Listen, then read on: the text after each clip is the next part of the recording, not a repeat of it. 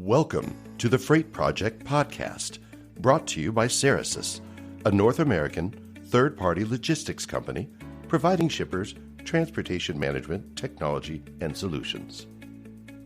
On today's The Freight Project Podcast episode, I welcome Craig Fuller, CEO of FreightWaves. As with any first-time guest, you'll get to know Craig's background in the freight and logistics industry. On the episode, Craig and I will have an in-depth conversation on the state of the freight trucking market as it relates to volume, rates, and technology. We hope you enjoy this episode of the Freight Project Podcast. Well, hello, Greg, and thanks so much for being on today as a valued subject matter expert on the Freight Project Podcast. We're really excited to hear your perspective on the state of the trucking market. So with any first-time guest, we want to make sure we know who you are. So, Craig, if you could tell our great listeners out there a little bit about yourself, the company that you're CEO for, FreightWaves, and your experience in the logistics and freight industry. So I'm the CEO and founder of FreightWaves, which is the largest news, media, and data provider across the freight market. So we take in data from hundreds and thousands of sources each day. We cleanse the data, make it anonymized, and then we have a team of analysts that create insights into the market. We also have a team of about 30 journalists that write commentary as to what's happening. So really, the business has been compared to Bloomberg, but Bloomberg for freight, and I think that's probably a fair analogy. Okay. Well, I read a lot of Bloomberg, a lot of good information there, bringing some great education to a lot of business professionals for a really long time. And, what I really liked what you did about FreightWaves, a couple of years ago, obviously, I'm really interested in who are the publications in my industry. I'm the head of marketing here at Ceresys. We use a lot of content marketing to educate the freight marketplace. And I think what you've done is you've been able to leverage FreightWaves as a platform, as a mechanism to get interest and build trust for people who want to know more about the role of technology in freight, the role of data. And you're doing a really great job at that. You've got a couple of initiatives with podcasts, with video, but also old school read the text online kind of stuff. It's really important. And, 2 years ago, you didn't exist, right? Or 2.5 years ago or so. And today you tweeted on Friday that you guys have 2.5 million page views. That's a big number. And I think I actually tweeted to you, Craig, and I said, after you publish those numbers, along with, all the other industry publications' page views numbers, that although Ceresys isn't a publication, we're one of the top page view getters out there ourselves. And so I can obviously say that is a testament that the industry is looking for modern day content that provides deep insights from experts around the industry, as we're in the middle of really what I would call a transformative change. And that means many people are searching for information and solutions primarily through search engines and social media. So, can you talk a little bit about what you're seeing in your analytics as the CEO of FreightWaves and the information that you're seeing, and what are most shippers and carriers and people in the industry looking for in the way of content? What kind of information? Well, I think it's really two different things in terms of data, because we track economic and market level data that we get data from thousands of sources. So we're able to identify in near real time the state of the freight market. And at times we call things earlier than everyone else sees them. So if you look at the data, we looked at mid-May and said this is a dramatic drop off in freight volumes. No one else had really was talking about it. I think everybody sort of felt it, but no one was really talking about it. In fact, there were some other publications and even data providers that sort of scorched us for being Chicken Little and calling the market slowing down early. What was interesting is those same firms in the past couple of weeks have actually come back and reported that they've also seen significant slowing factors. And so it's interesting because having a feed on data that's electronic, having a feed of the data that's near real time, we're able to draw a lot of insights in the market. So a lot of it's supply and demand driven, but out of that data, we also get locations of where trucks are detained. We get locations of where trucks, how long it's going to be at a particular shipper, at a particular dock door. We understand safety implications of different sort of acts and rules and regulations because we can see it in the data. But and what's interesting is that we're actually starting to expand. We've taken the trucking data, which we think we collect about 85% of the electronic transactions in the market. And we found that there's a high correlation of other modes of traffic, high correlation between the ocean market and the truck market, and the rail market and the truck market, and even more interesting, although you shouldn't be surprised by this, although we were, is the depth of the correlation between air freight and trucking freight. And so we've seen very tight correlations between the air market and the domestic trucking market, which just shows how interconnected all this economy is. And so those are the types of insights. When it comes to context, we write news articles, everything from companies that raise money to breaking news, M&A transactions, or maybe someone has an announcement, press release, all the way to fundamental analysis of different stories. Sometimes the stories are meant to provoke thought leadership and change the way people think about things by providing context to it. Other times it may be something that isn't the most flattering piece for the story you're talking about, may not be popular, may be polarizing.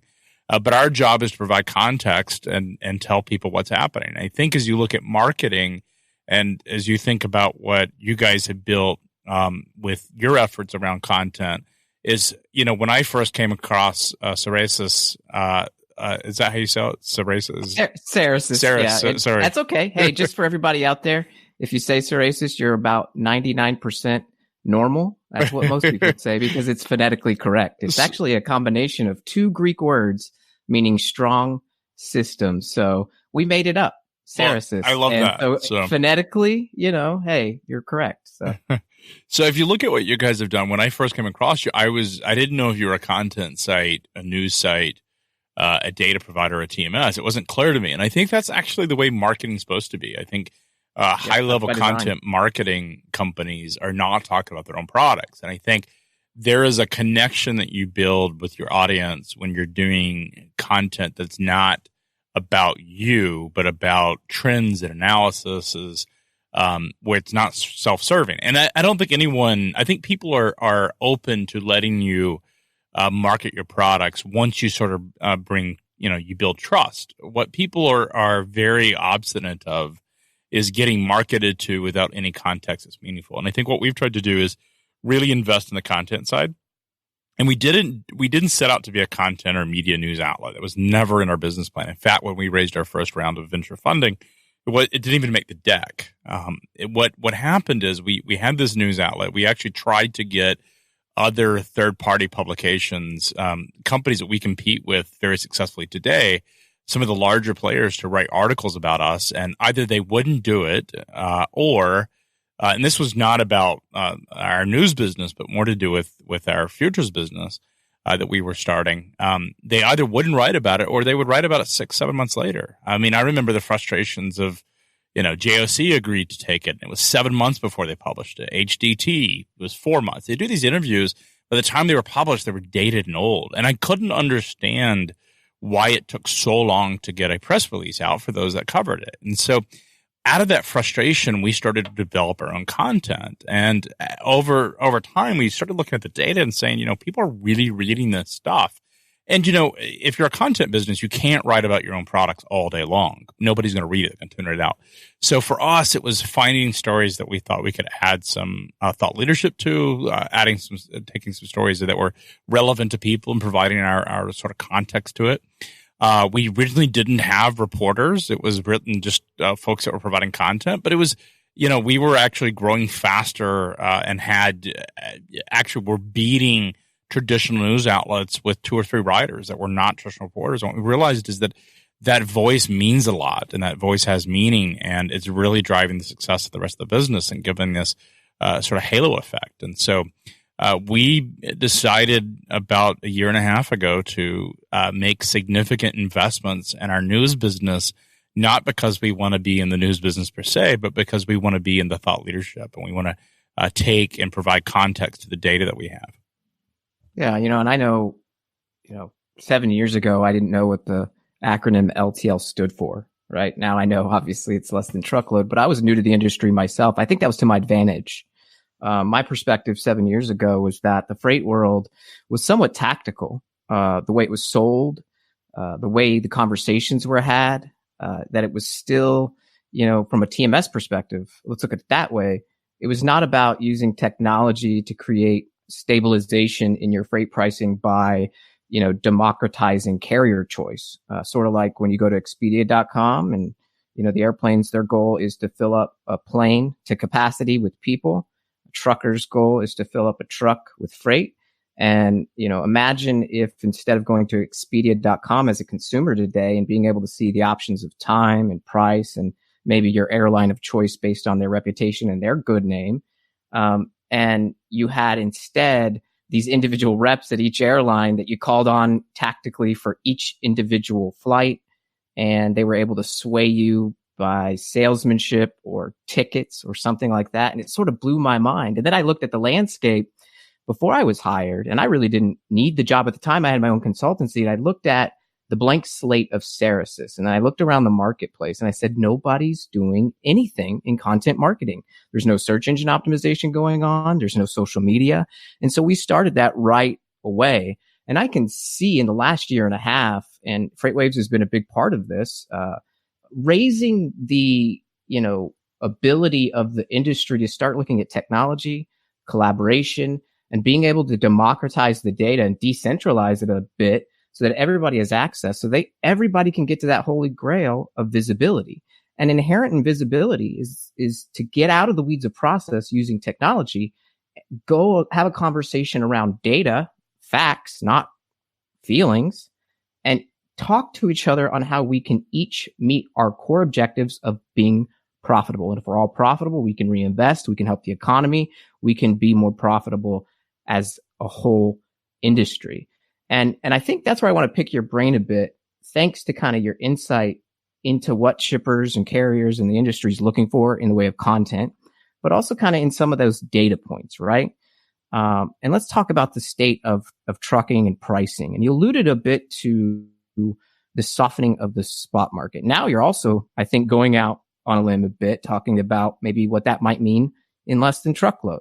And you're kind of early on that too. And I can see a little bit of pushback, but a lot less because of your accuracy on the spot market. But in 2018, carriers were able to dominate the trucking market, leaving shippers and folks like us, 3PLs, in kind of a tough spot. It was hard to find capacity.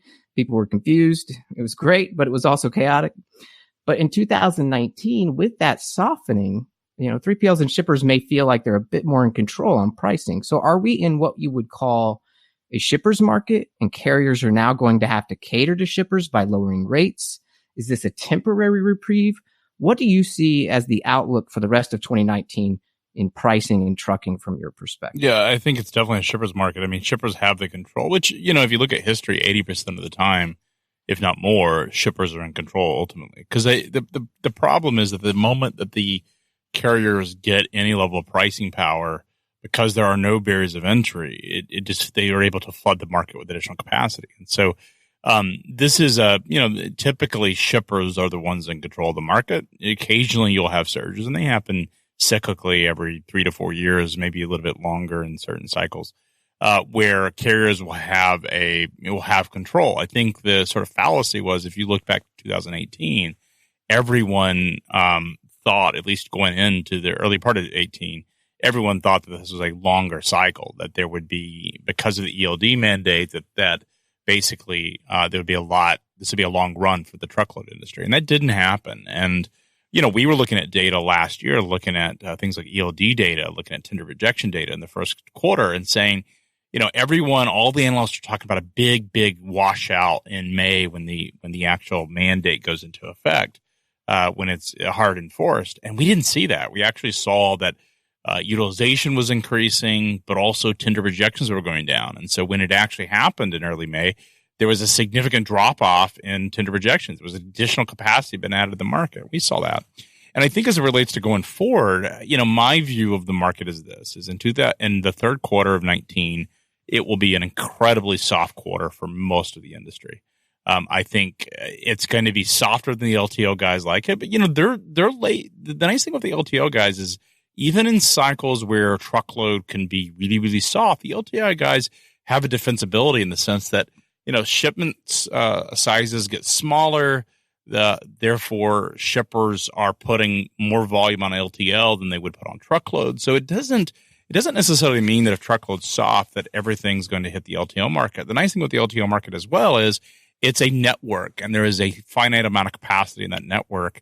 And the LTL guys don't have a run in capacity when the market's good. They're much more disciplined because they're in many ways an oligopoly. They don't have to deal with just one guy at a truck stop that decides to become an independent trucker and then multiply that times 500,000, and that's not what they have to do. Yeah.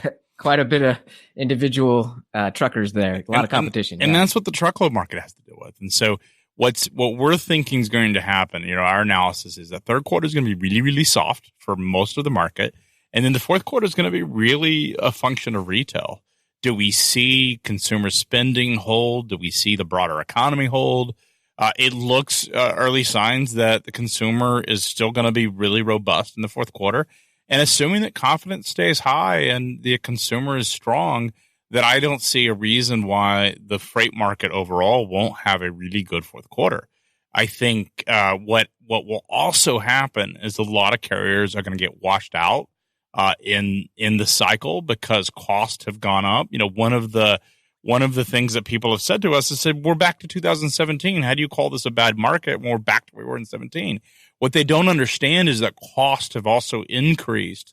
Both variable and fixed costs for trucking companies have increased significantly in 2 years. Driver wages are up almost 20%. Fuel in some markets is up 30 to 40 cents a gallon. You're talking, whether you're buying new trucks or trailers or just overall or labor, all of those costs have increased across the board. Insurance expenses are higher. Maintenance expenses are higher.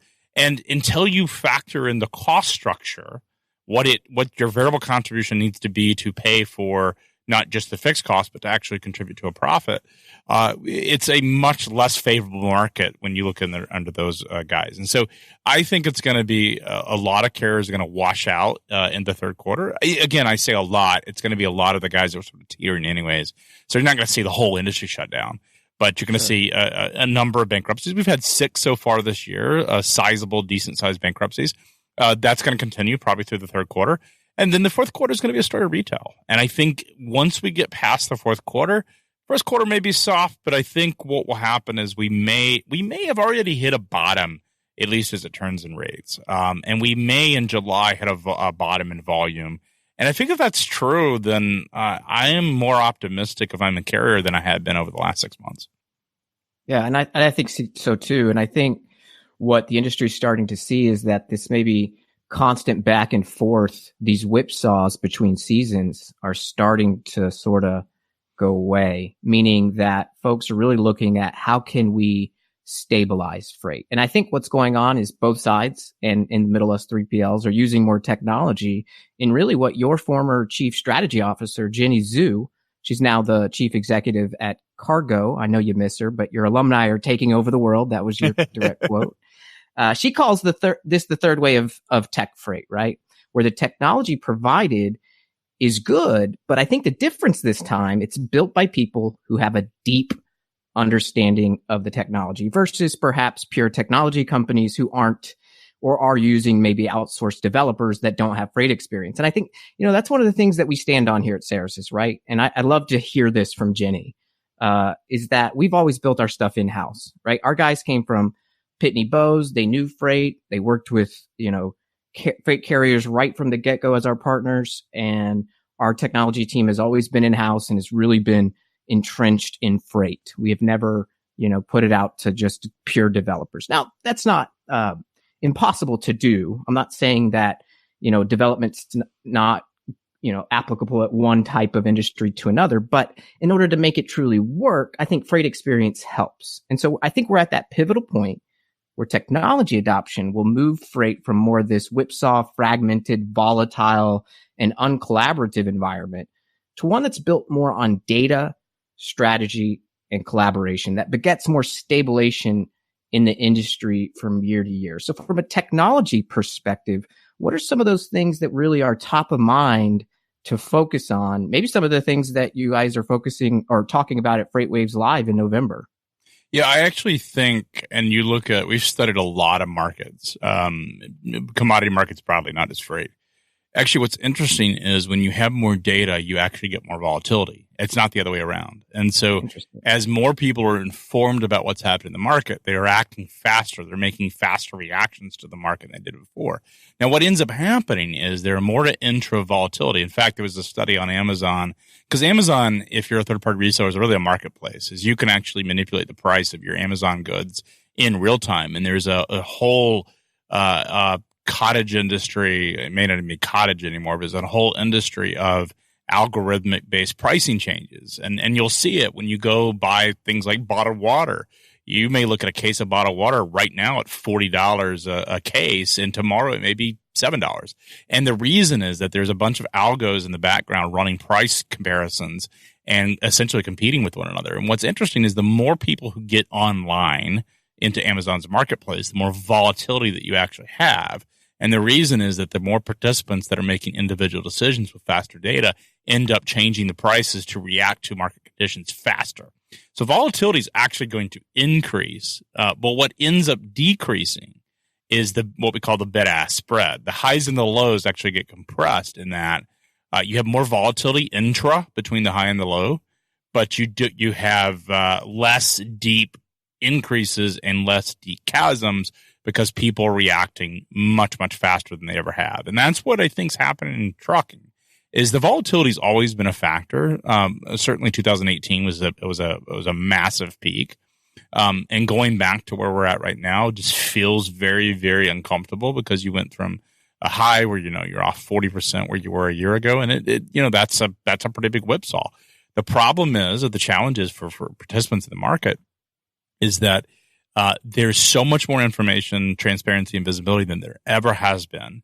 And if you don't have that information, then you're going to be behind the time. You're actually operating without any guidance to what's happening, because the model of using historical and lagging data actually doesn't work in an environment where other people are more informed than you are. And so what we're actually seeing is volatility and as a third-party logistics company, that's actually your friend. You make money because you conceptually have faster data.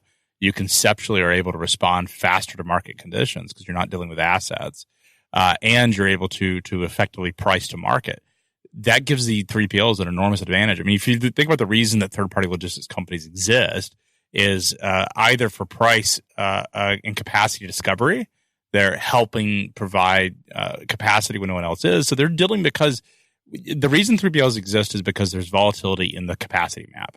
They're either dealing with the exceptions as it relates to shipments and having to manage those, or they're dealing with it because price itself is volatile and they're having to react to those changes. Without volatility, 3PLs would not exist. We would have a couple of huge transportation providers that provide all the services. But because the fact that this market is massive and there's so many things happening, things changing, there's exceptions all the time, that's the reason they exist. And as it relates to digital brokerage or digital 3PL, the problem is that if you look at the business that's typically given to 3PLs, not to carriers directly, a lot of it has exceptions. A lot of it, by nature of the freight they end up with, is exceptions based, especially the long tail stuff, the stuff that's not commoditized. I mean, it's easy to walk into a large beverage shipper and offer a lower price, which is one of the, is a strategy that some of these guys use.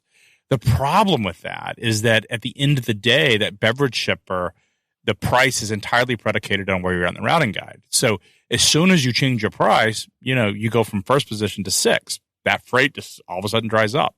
Where the 3PL, where the opportunities for 3PLs is in these exceptions, in these managing things that are inconsistent, and helping companies think strategically about their capacity map and their routing map and their service map that you can't do through just an electronic function. And that's the sort of interesting part about the digital brokerage industry, is that they're trying to digitize something that in many ways is exception driven, and you need human intelligence, not artificial intelligence for that, just because we're not there yet. And so it's going to be interesting to sort of see what happens. Well, that's interesting. You're speaking music to my ears, really, mainly because I told the truth to the new sales guy last week, and who's not from the industry himself. And I said, look, back in the day when I first started, the conversation was I'm going to talk about rates immediately. I'm going to talk about price day one. And I said, I think you're setting yourself up to fail when you do that. And in fact, I think even with a TMS, as advanced as it does get you more data, really it's a check down. I don't want to say it's quite a commodity, but it's a must have, because the next place you want to go is making shipping as problem free as possible. Here's the reality though. That's not going to happen. But what we're here for, where we add value, where 3PLs add value, is when they can help a shipper when stuff hits the fan, right? It's easy to order something on Best Buy and get everything you need to arrange it. But just like I did the other day, trying to hang that TV myself, because I thought, oh, it's just 4 screws. The mount's already on the wall. I'm just replacing it. Well, come to find out, I'm one dude. I'm 5'2". My wingspan's quite short. And I broke that new 50-inch TV and had to pay for it. I've had that happen too. I dropped it was a $3,000, like back in the day when those things were more expensive. When you spend $3,000 on TV, and fortunately, I tried to do it myself in my apartment, and it collapsed, and the back of it broke. And you talk about crying because you can't. I decided not to buy the insurance, which was like, now looking back, yeah. So I mean, there is a service element to that, and I think to your point, you got to have a human element. Yeah, and guess what? Tomorrow I got 2 dudes who are bigger and have the right tools getting that TV on there. I know it's just 4 screws, but I additionally bought the Best Buy package where instead of install being $200, it's only $50. So add insult to injury, I forgot about that little thing. So there are things and programs out there set up to where you can kind of commoditize the core of what you need to do to get the functions and capabilities of easily getting a carrier at a good price, easily visible throughout the whole process. But when a freight damage happens, that's when you really, really wish you had gone with the 3PL. Well, I think there for you. I think that's what you have to understand is that, like, at the end of the day, an asset-based operator is only as good as the assets. And so the challenge of going directly to an asset-based operator that doesn't have a large, sophisticated 3PL function is that they're only as good as their trucks run. So if you're running very standardized sort of drive-in freight that you run a lot of it, it's a commodity at the end of the day, and they can, the trucks are interchangeable. The challenge is when you're running specialized goods that are not interchangeable, it becomes exponentially more expensive and exponentially more complicated if something breaks down. And that's where the third-party logistics companies actually have an enormous advantage, because they have the experience of dealing with things that are irregular and are not consistent. And that's where they actually have an enormous advantage. And I don't think you can digitize the human intelligence factor. There's, we talk a lot about tribal knowledge. So we deal in an industry and content where we have sites that have been around for decades. And what's interesting about it is I think the reason that we've had a ton of success is that we're able to bring in people who have been first operators, who have managed billions of dollars of books and freight, who have dispatched trucks at FEMA disaster locations and such. And I think having that informed, personalized view of how things work, and even if we bring in a reporter who hasn't been in the industry for very long, they're sitting beside people who have, that can help inform their content, that can help give them context to what's happening. And I think that's why our content has been as relevant and as resonant as it has. And that's frankly why a lot of, if you look at almost every news site out there, their traffic's deteriorating because they are trying to go after that traditional print publication where they're using reporters that are writing stories, but those reporters are dependent upon sources that are not connected to the industry as deeply as they need to be. And that's where I think we have the advantage in both speed of cadence and also context, is having that first rate knowledge. And I think as you think about your business, or you think about the business of freight movement, 3PLs also have that advantage because they see a lot of different types of transactions and they see a lot of different things. They have context and experience to anticipate what may happen. Hey, we've seen a thing or two, so we know a thing or two, I think is what that Farmers Insurance commercial might say. You can't dismiss that. And I think, I look at a lot of data. Like I said, I think that's why our content really resonates. It's informed with context. And I think and the thing that you have to understand is that our business model does not, we make money on our content, but we are not investing all the money that we're investing is not coming from advertising sales and sponsorship sales. It actually a substantial amount of investment we put into our contents coming from a different part of our budget, which is our go-to-market for our SaaS product. And because of that, we can bring on the best reporters and the best analysts. And I think that helps inform us and bring informed content, which is different than what you would see elsewhere.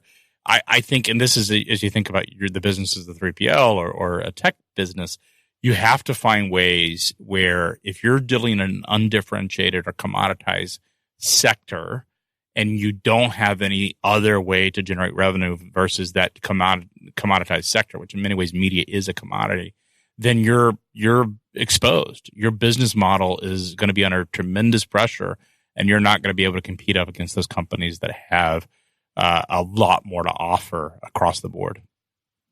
Well, you guys surely are featuring some great experts. I've had a number of your contributors now on the Freight Project podcast, some before they became contributors. So maybe I'm looking at one right now, Dooner, for the FreightWaves team. But it's awesome to see that. And then, you know, for me, kind of taking the approach you guys have taken for the last 2 years and doing it for the last 7, it's exciting to have some partners in that quest of not touting our own horn, but educating the marketplace and really thinking forward and offering more strategic value.